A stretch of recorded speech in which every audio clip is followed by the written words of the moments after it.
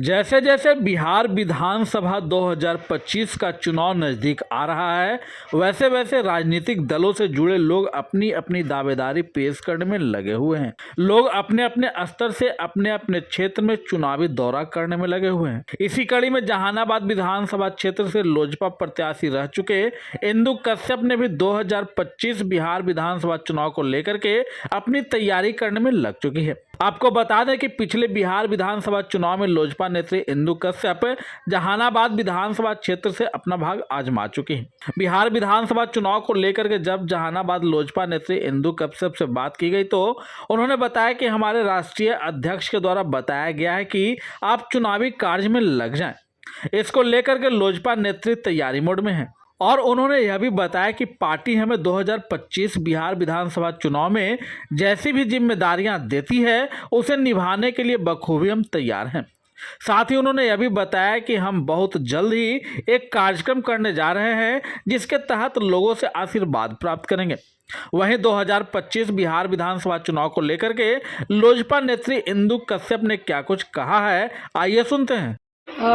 ये चुनावी दौर तो शुरू हो ही गया है, लेकिन लोग अपनी अपनी बातें रख रहे हैं और हमारे राष्ट्रीय अध्यक्ष जो कि चुनावी मूड में कभी नहीं होते, बल्कि वो हमेशा बिहार की बात करते हैं, बिहारियों की बात करते हैं। उनका सत्ता का लालच नहीं है, बल्कि वो चाहते हैं कि बिहार का विकास कैसे हो, इस पर वो हमेशा चर्चा करते रहते हैं। अभी आए देखे होंगे 19 तारीख को उनका पूरे व्यवसायियों को जो फूड प्रोसेसिंग से जुड़े हुए उद्योग लगाना चाहते हैं उन सब के साथ उनका मीटिंग हुआ था।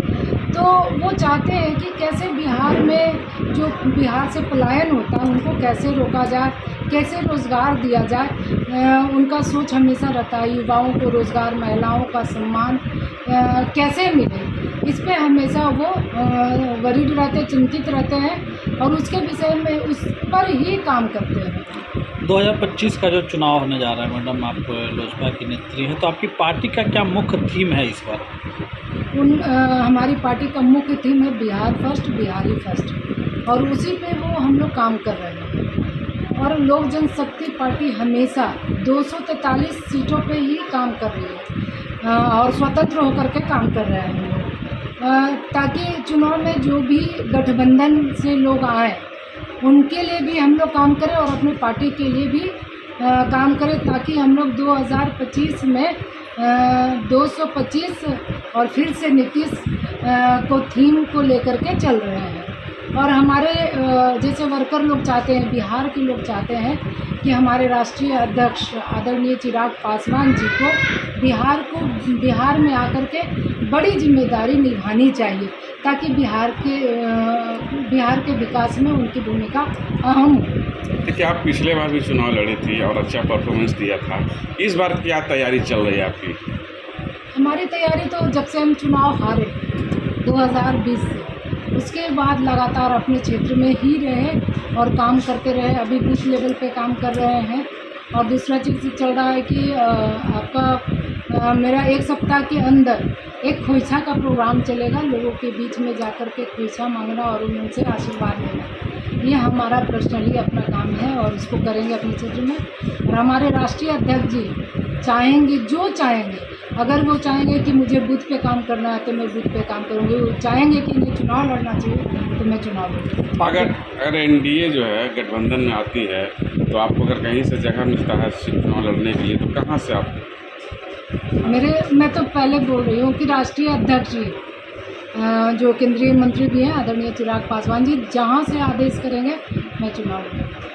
पार्टी के प्रति बिल्कुल समर्पित भावना से लगे। बिल्कुल, पार्टी के लिए हमेशा हमारा भावना समर्पित रहा है और आगे भी रहेगा। मैम, एक चीज़ देखा जा रहा है कि जहानाबाद विधानसभा के लोग जो पिछले बार जो चुनाव हुआ उससे लेकर अब 2025 में चुनाव होने जा रहा है, अपने आप को ठगा महसूस करते हैं।